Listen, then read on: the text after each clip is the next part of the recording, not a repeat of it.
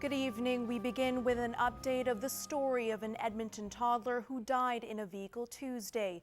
Investigators say the child was not left in the vehicle by a parent or guardian and it was not locked. They have determined the incident to be non-criminal. An autopsy was performed earlier today and is consistent with police findings. Police have closed the case and no other details are available. Despite recent deaths of 2 children who were left in hot vehicles, it seems the message isn't getting through to people on how dangerous it is for animals as well. 2 dogs were rescued this week from a car in Saskatoon. The vehicle had an internal temperature of 64 degrees Celsius. The SPCA is reminding drivers not to leave pets unattended. With temperatures in the high 20s outside and double that inside the vehicle, it doesn't take long before an animal can start to overheat. Only sweat through the pads of their feet and through panting, and so unlike us, we can sweat through our whole bodies. They need to have a lot of cool air, cool water to kind of keep them cooled off. Mitchell says there are several signs you can look for to check if an animal is too hot.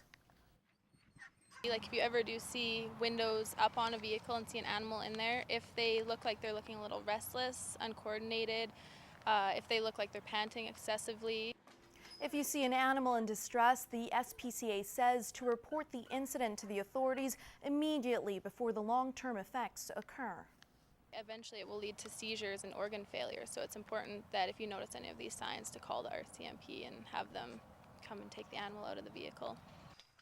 The SPCA says although leaving your air conditioning on may cool the vehicle off, there is a lack of air circulation and it's still not recommended to leave the animal unattended.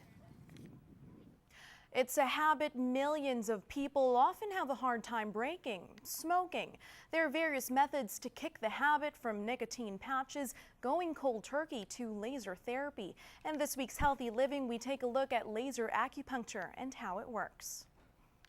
Make yourself comfortable.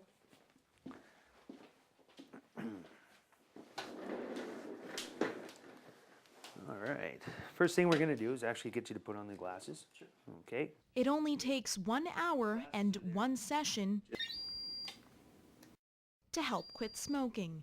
Jason Ankney, owner and operator of Imagine Laser Works, says the treatment is effective. We hit certain points throughout the body: ears, wrist, and on the lower leg. And what happens with that is we actually get the body to start creating that feel-good kind of things that would simulate from smoking. Ankney says there is a 94% success rate, although some clients have struggled to break the habit. We've had some clients that come back and we actually redo the treatment again, and then it's successful. During the treatment, the laser targets 3 things. The first is the physical aspect. The laser acupuncture will stimulate parts of the brain, creating a substance that will help the body from physically needing the drug. The second step is psychological, and the third step is cleansing to help get rid of the toxins out of the system. Ankney adds laser acupuncture is safe and there are no harmful side effects after the treatment. It may not work for everyone, but he says you have to be prepared to quit smoking. You have to be ready, and once you do it you want to do it for yourself. If you're not ready, it won't work. You have to be ready for yourself to be able to quit smoking. Thanks, Gerard. Now on to your ag news. Agriculture plays a big role in our community, and it'll play a big role in one of our area's favorite summer events. Kyle Gallagher explains in this week's Ag Report. With steer and heifer shows, junior beef shows, team roping, team sorting, and all sorts of light horse activities, this year's Colonial Days will have plenty of attractions that'll bring out your inner farmer. The 4-day festival continues to grow in popularity, so this year there'll be even more on the docket. One of the changes that we did in the team sorting is we took more teams this year. Last year we took 60 teams. This year we're taking 75.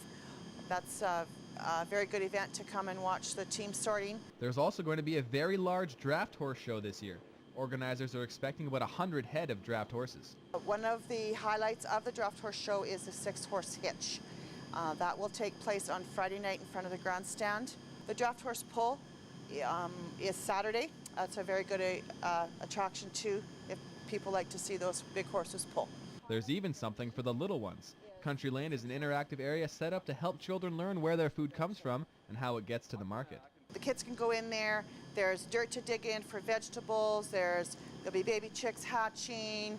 There'll be the petting zoo to go into. And if you're interested in seeing how well we work with man's best friend, there'll be a mounted cow dog trail show on Saturday evening. There's just lots of activity, agriculture activities throughout the 4 days of our colonial days. So come down anytime and you'll be able to see some animals. Kyle Gallagher, Newcap News.